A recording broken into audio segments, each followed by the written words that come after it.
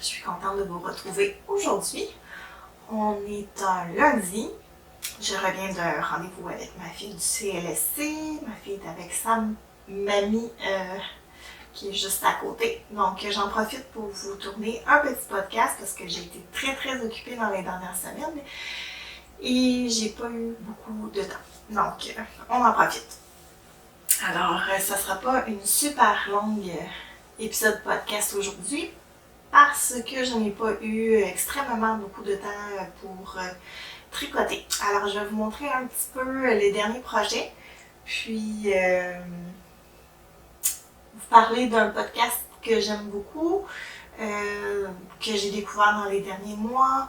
J'ai aussi 2 livres, un en lien avec un projet, puis en fait les deux, j'ai fait un petit projet, donc 2 livres aussi que je peux vous présenter aujourd'hui. Donc pour mon premier projet, c'est cette magnifique veste de MCL Design que j'ai eu le bonheur de tester. C'est la veste libraire, donc de Marie-Christine.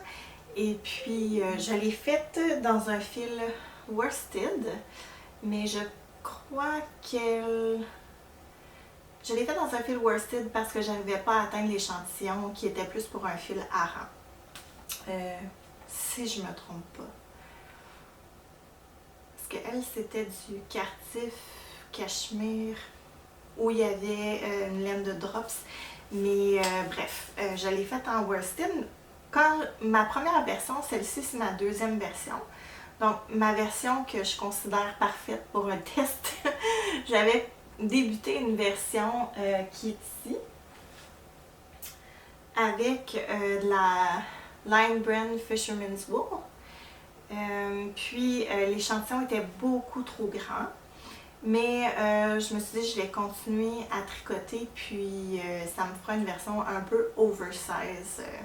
Donc ça c'est ma deuxième version. Puis dans cette version-là, j'ai fait quelques petites erreurs qui fait en sorte que pour le test, c'était pas acceptable. Mais cette version-ci, j'en suis très fière. Donc je pense pas qu'il y ait eu d'erreur nulle part. Donc tout a bien été.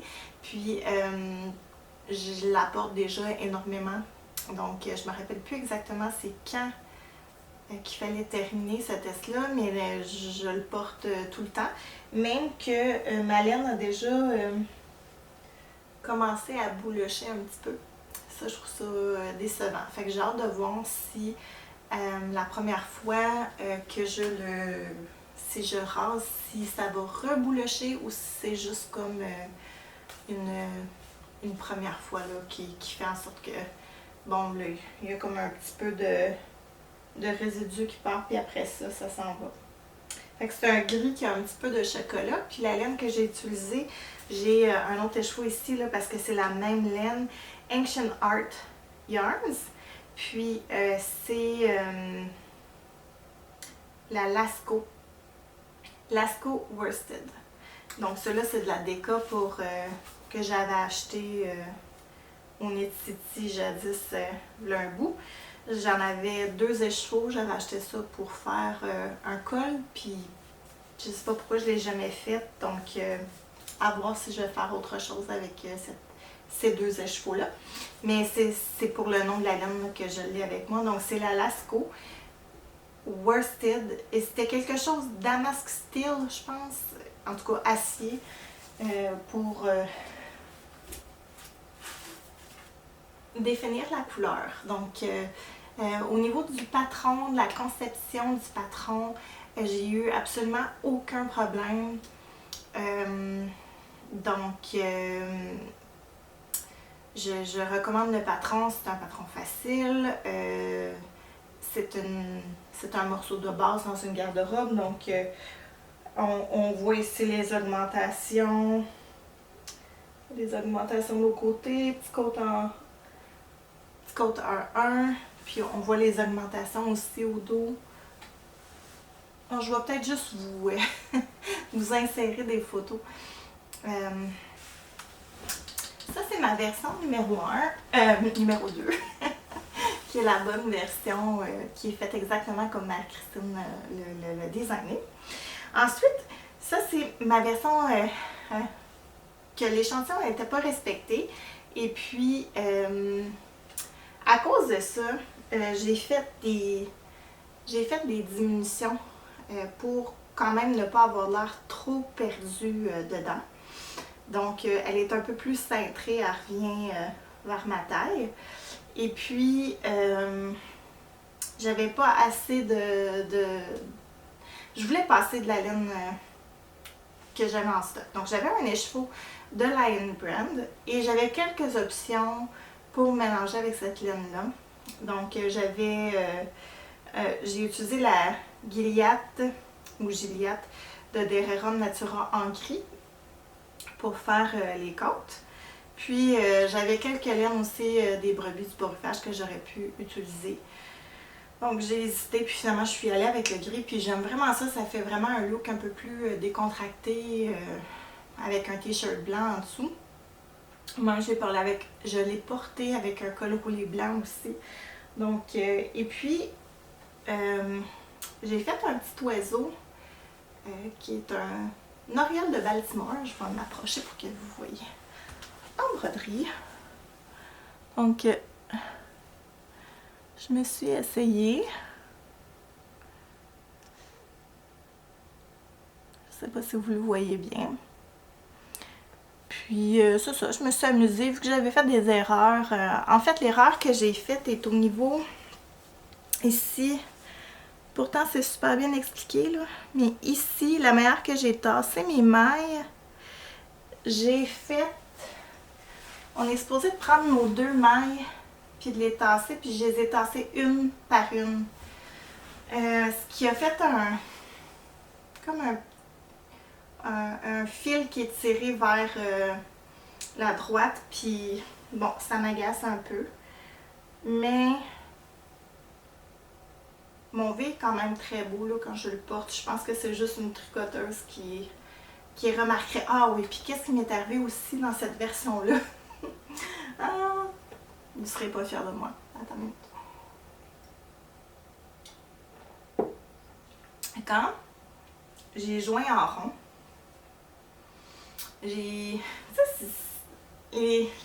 tout ce qui est triangulaire, tu arrives avec 2 petits morceaux, le dos, tu as des cordes pour tenir, tu sais, des cordes pour tenir tes morceaux en attente.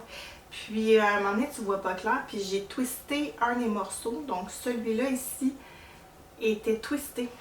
Mais je m'en suis seulement rendu compte, j'étais vraiment rendue loin dans mon corps, parce que là, c'est rendu du jersey en rond, puis là, je tricotais, je regardais des vidéos, puis je m'en suis pas rendu compte. Fait que là, ce qui fait que j'ai eu l'idée, vu qu'ici, on a une bande, on vient pick up.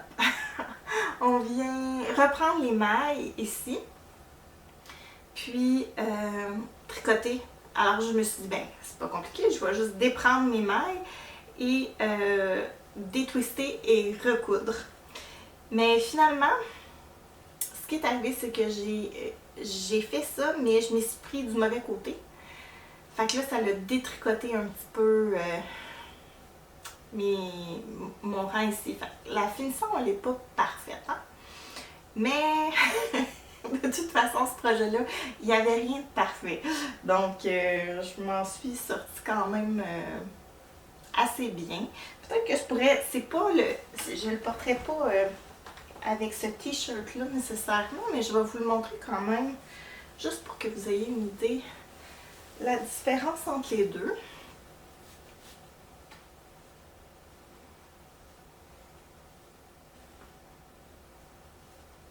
Je vais remettre lui après parce qu'il fait quand même un peu froid aujourd'hui. T-shirt ça.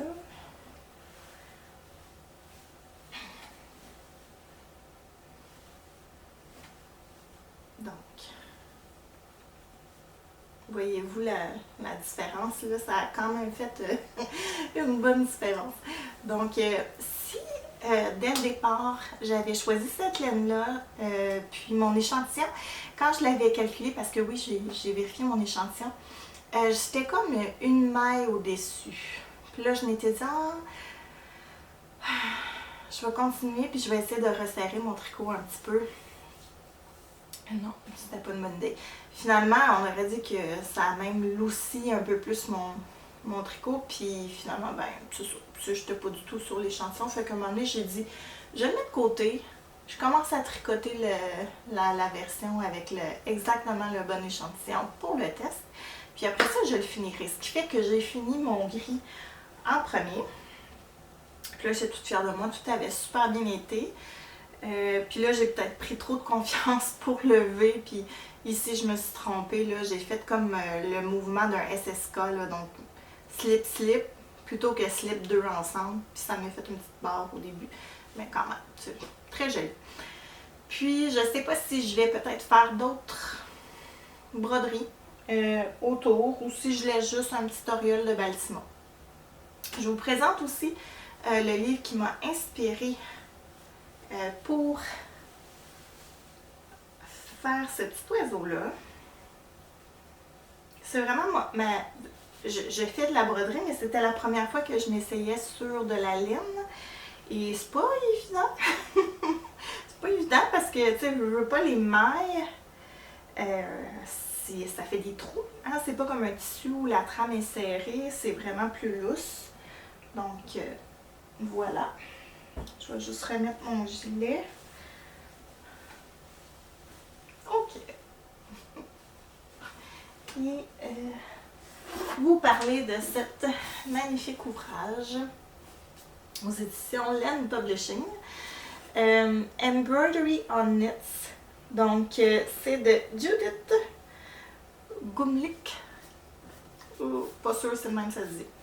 Mais magnifique livre à regarder en buvant un café. Les images sont magnifiques, les photos sont magnifiques. On a vraiment beaucoup d'inspiration. Je vais vous montrer un projet que j'aimais vraiment beaucoup.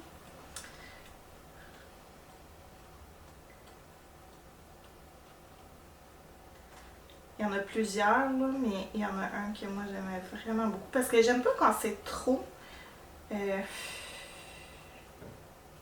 comme partout sur le gilet.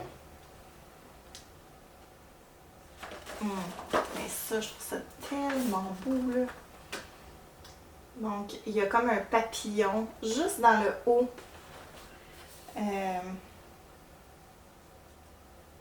Dans le haut du dos. Je trouve ça trop beau. Fait que peut-être qu'à un moment donné, je vais m'en faire un cardigan avec un petit papillon comme ça ou un chandail de base, là, style un lento ou chandail épuré avec ou un Félix cardigan ou quelque chose de genre. Ah, ça serait beau. Alors, je vous le suggère fortement pour l'inspiration. Au niveau des techniques, on explique un petit peu ses techniques à elle au départ. Donc, ce qu'elle utilise comme matériau, comment elle s'y prend. Mais c'est sûr que je trouve que la broderie, c'est beaucoup en le faisant, en essayant. Elle a fait des échantillons sur des petits... elle donne ses recommandations. Donc oui, il y a beaucoup d'informations qui sont quand même judicieuses dans ce livre-là. Mais pour moi, c'était surtout une source de beauté et d'inspiration plus que d'autres choses. Donc, puis il est quand même dispendieux ce livre-là. En tout cas, pour mon budget à moi, je l'ai trouvé un peu dispendieux. C'était un cadeau là, que je me suis fait. Je l'ai acheté chez Espace Tricot à Montréal. Et il y a un coût de 72 $ canadiens. Donc, il y en a peut-être qui l'ont reçu en cadeau dernièrement. Donc, voilà pour la veste libraire que j'aime beaucoup, la broderie, le livre. Comme je vous dis aujourd'hui, là, j'ai pas une tonne de choses à vous montrer. Je vais vous montrer le progrès sur mon cardigan Romance de Marie-Christine Lévesque aussi. Il est tout entortillé dans les fils. Donc ça avance, j'ai fait les dans le fond, la longueur du corps, les 13 pouces demandés. Puis là, il va me rester à faire les côtes et la bande de boutonnage. Puis on sait que le cardigan romance, ben il reste pas juste ça, il reste les manches aussi, là. Mais bon, premièrement, je vais finir mes côtes, ensuite, je vais faire mes manches, puis ensuite, il va rester la bande de boutonnage. Puis la bande de boutonnage, c'est ça qui donne vraiment l'esthétique de ce cardigan-là avec la bordure festonnée. Je sais pas si c'est comme ça qu'on dit ça, mais je pense que oui.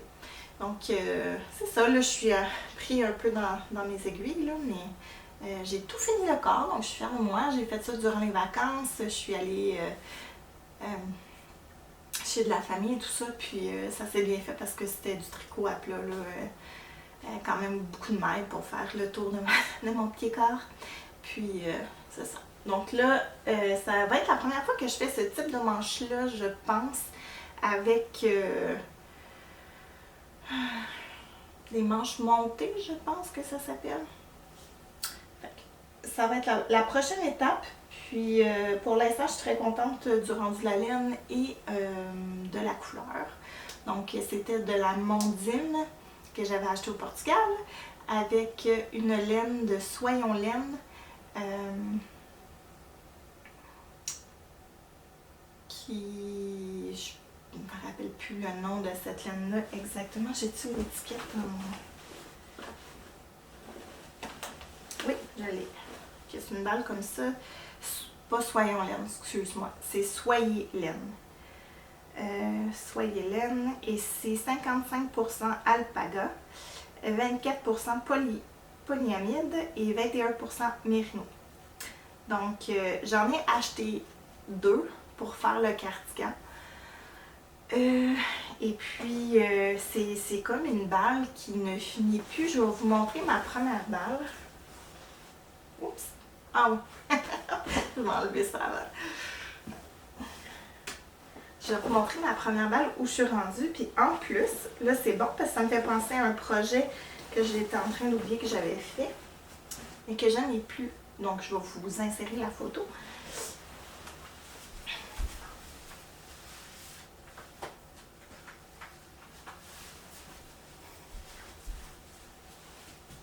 Donc, ça c'est ma première balle que j'ai utilisée pour faire tout le corps de mon cardigan. Il me reste les côtes et les manches à faire. Honnêtement, je pense que je vais en avoir besoin juste d'une balle. Il y avait 910 mètres, je crois. Oups, pardon. 910 mètres, je crois, dans une balle. Donc, on verra là si je commence la deuxième. Mais ce qui est assez extraordinaire, c'est qu'en plus, j'ai fait une Robin Beanie, une tuque à une amie, que je vais insérer la photo ici. Avec, je vais vous montrer...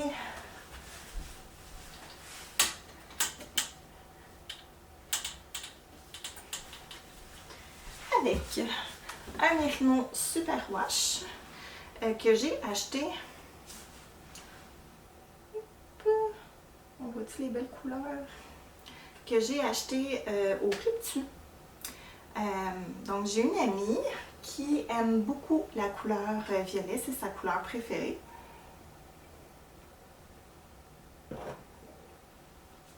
Et puis moi j'aime pas boire le café froid, puis je me dépêche parce que là, il commence à être tiède. C'est ça.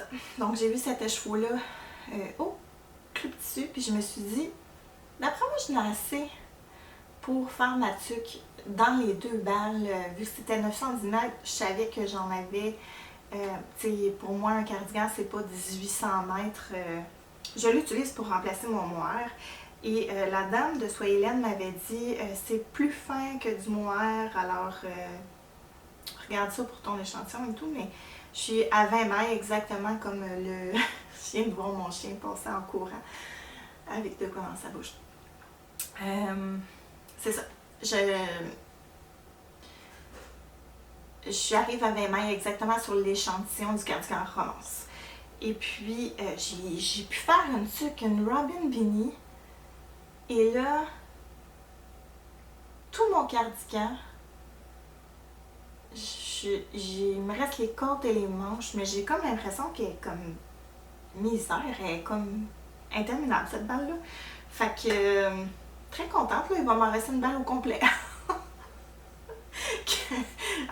Peut-être que je vais l'entendre, mais si je l'entends, ben, c'est pour ça que je l'ai acheté. Mais on s'entend que je pensais pas en avoir autant. En fait, je pensais qu'en faisant un Robin Beanie avec ma première balle, que j'allais arriver flush selon les métrages que j'avais besoin. Et finalement, j'en ai en masse. Fait que tant mieux. Au niveau des tricots, c'est pas mal ça. Je vais vous montrer un petit projet que j'ai fait qui est en lien avec un livre aussi que j'ai acheté. Donc, je suis allée à une librairie. Je pense que c'est Librairie Moderne. Donnez-moi 2 secondes. Je vais... Ouais. Librairie Moderne à Saint-Jean. Si vous êtes du coin, en fait, si vous êtes de la Rive-Sud, puis que Saint-Jean, c'est pas trop loin de chez vous, Saint-Jean-sur-Richelieu, je vous conseille fortement cette librairie-là. Magnifique librairie. Et puis, je suis tombée sur ce livre-là. Je cache ma face pour que vous voyez bien. Animaux et pompons. Alors, c'est un livre de dessin et Tolera. C'est certainement pas son nom. Parce que c'est une dame asiatique. Est-ce qu'il est écrit quelque part? Tsubasa Kuroda. Alors, elle a un compte Instagram, je suis allée voir. Si elle a des doigts de fée, cette fille-là, c'est capotant. Là, ce livre-là, quand on le regarde, on fait « Oh, des pompons, on ne doit pas être trop difficile. »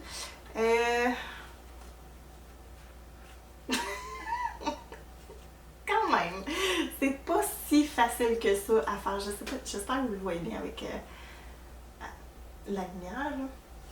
Mais bon, alors, je me suis essayée. Et j'ai fait un pompon lapin avec de la laine que j'avais, donc les couleurs. Je pense pas qu'on trouvera un lapin comme ça dans la nature, mais est-ce qu'on s'en fout? Oui, je vais vous le montrer un peu plus proche. Donc,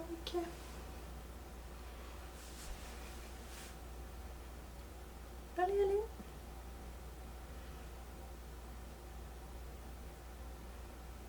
Voilà mon petit lapin. Un petit pompon. Je pensais le faire et ma fille est à l'âge, ma fille a 4 ans, puis est à l'âge où elle veut fermer son manteau d'hiver toute seule. Puis là, je m'étais dit, ça serait génial d'y faire un pompon. Peut-être pas lui parce qu'il ne fit pas du tout avec son manteau, mais tu sais, comme c'était juste pour essayer. Et puis, d'y mettre sur la fermeture éclair, donc pour l'aider. Mais finalement, non, c'est pas le bon type de projet parce que, en tout cas, moi, je trouve ça un petit peu trop fragile pour cet usage-là. Est-ce que j'ai eu du plaisir à le faire? Oui. Ça te fait un méga... ouais, c'est un peu la galère. Là. Quand on se met à couper, il y a de la laine partout en petits morceaux. Mais c'est le fun à faire. Donc, elle nous dit de feutrer les petites oreilles. On a des petits yeux de poupée. Puis, dans le fond, je vais vous parler un petit peu de ce que je pense du livre.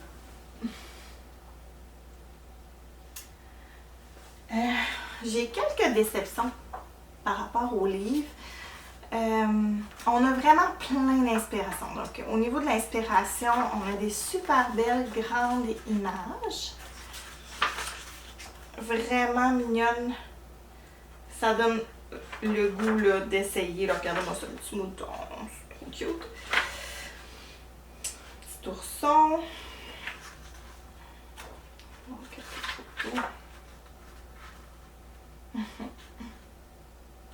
Des petits oiseaux, des petites perruches. En tout cas. Pour faire ces pompons-là, il faut absolument... là. Donc ça, c'est pour faire les pompons. Plusieurs tricoteuses en ont déjà à la maison. Mais sinon, là, j'ai essayé de le faire avec juste des ronds de carton, puis ça fonctionne pas du tout. Donc, comment ça fonctionne encore? C'est ça. Elle, on a un diagramme à suivre, puis elle nous dit l'angle. On peut même utiliser un rapporteur d'angle si on veut. Donc, pour enrouler la laine autour, il faut quand même que ça soit précis, sinon on se ramasse avec un œil sur le côté plutôt que sur le devant.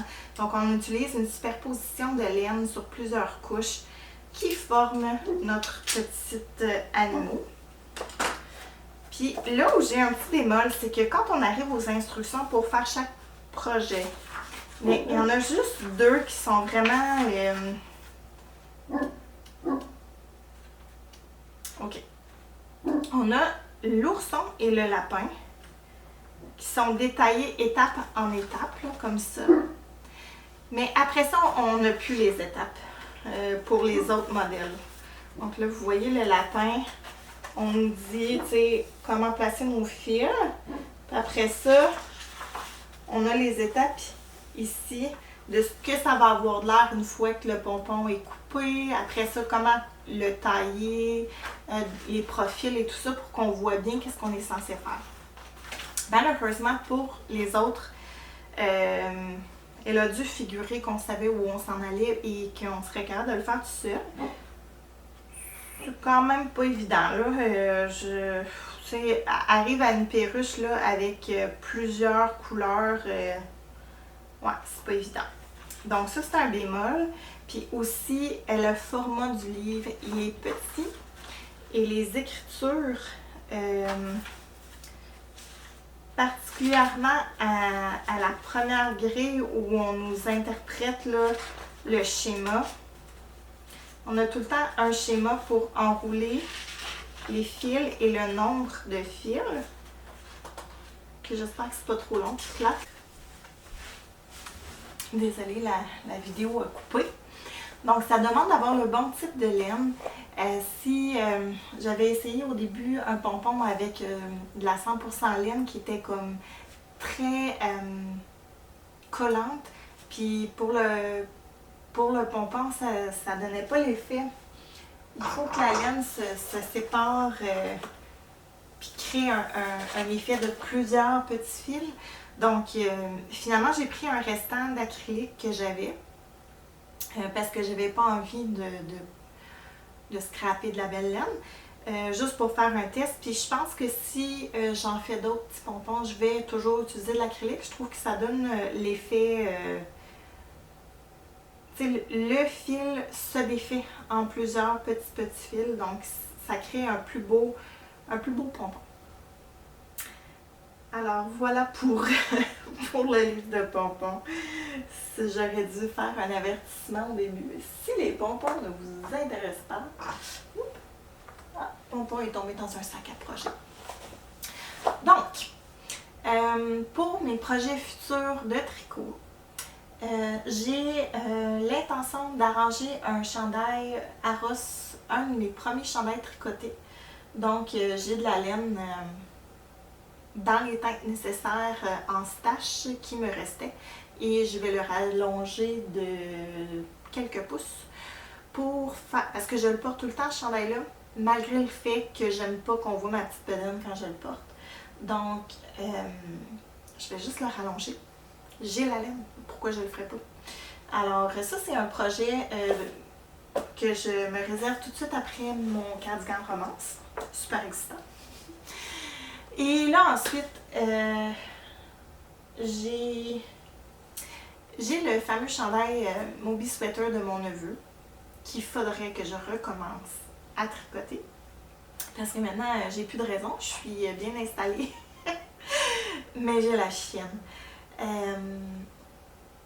Je suis complètement perdue dans mes chartes. Ce patron-là, tu suis les indications sur une page, tu as les chartes. Je ne suis pas rendue où je tricote en rond, là. Alors, je sais que j'en ai fait beaucoup. J'étais quasiment rendue à tricoter en rond. Puis là, je me dis, ça serait-tu terrible de juste changer de modèle? Puis faire un chandail qui me demanderait un peu moins. Donc, hey, avez-vous vu le nouveau chandail de Torsade de Marie-Christine Lévesque? Elle vient de sortir son podcast. Il est parfait. Parce que justement, il y a du jersey sur les manches, du jersey dans le dos. Quelqu'un qui vous demande un chandail à torsade, comme mon neveu, c'est exactement le genre de chandail qui me tenterait de faire. Là, Marie-Christine, je sais pas quand est-ce qu'il va sortir ce patron-là. Alors, tu sais, je suis pas sûre que je vais attendre parce que mon neveu attend déjà depuis un méchant bout. Mais j'ai vu un autre patron qui m'intéresse, là, qui a juste des torsades, qui se répètent, plus simple. Puis, je sais pas, qu'est-ce que vous en pensez? Est-ce que je fais les efforts de tout relire le patron, de me laisser des marques là pour... Puis que peut-être c'est pas exactement là, surtout pour les croisements en avant. Tu sais, je sais qu'il y en a qui font ça les yeux fermés, ils savent exactement où ils sont. Pas moi. Non. Moi, non. Fait que là, c'est ça. Ça me démotive un petit peu. Je suis pas très bonne. Quand j'arrête un patron, des fois, je mets une marque, mais je suis comme, c'est-tu la marque où j'étais rendue là ou j'avais fait ça? J'étais un peu perdue. Fait que c'est ça. Fait que j'ai ce projet-là qui me pèse lourd sur les épaules qu'il faut que je fasse. Et ensuite de ça, j'ai de la super belle laine qui attend dans des sacs. J'ai plusieurs chandails que je pourrais faire. J'ai mon Field Sweater de Camilla Vade que j'avais commencé le col. J'ai le Drevo Pullover de Textile de Sac qui me tente beaucoup. J'ai le Salty Day Sweater. C'est tous des chandails pour lesquels j'ai la laine. Mais je sais pas par lequel je commencerai. J'avais de la laine. Ben, je l'ai toujours. J'ai de la laine pour faire un chandail, mais le projet a comme changé. Je suis plus certaine du modèle que je veux faire avec cette laine-là. Fait que là, ça m'ouvre la porte à plusieurs modèles. En tout cas, bref, je suis là-dedans, dans la réflexion. Puis, dernière chose que je voulais partager avec vous. Dernière chose que je voulais partager avec vous, c'est un podcast que j'ai commencé à écouter. Le podcast de Cynthia et Émilie. Ça s'appelle Bulletin Tricot. Puis c'est vraiment vraiment cute qu'est-ce qu'ils font les filles. J'aime leur interaction entre elles. Je les trouve super intéressantes. Il y a des réflexions. Tu sais, c'est pas un podcast nécessairement super traditionnel. Il y a beaucoup de jasettes sur plein de choses. Je les trouve vraiment intéressantes. Alors, je vais vous montrer un petit peu la vignette Bulletin Tricot. Deux femmes. Ah, il y en a une des deux qui fait le livre, qui a écrit le livre Mouche et ses amis. Donc, c'est un podcast que j'aime beaucoup. Je pense pas que je vous en ai parlé dans les podcasts. Hey, ça sent bien grave quand je me souviens plus si je vous l'ai déjà dit ou pas. Mais bref, c'est un podcast que j'aime bien. Alors, sur ce, si je vous dis un petit peu ce que j'ai fait depuis la dernière fois qu'on s'est vu, j'ai pas chômé. J'ai nettoyé mon terrain à l'extérieur cet automne. J'avais énormément de travail à faire. Puis, on a fait le revêtement extérieur sur la partie de la bigénération qu'on avait construite.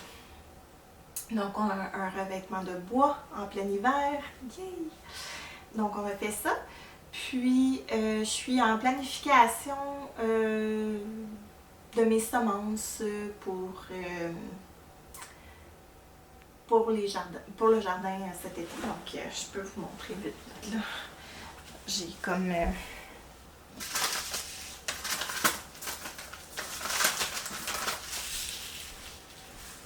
je suis là-dedans.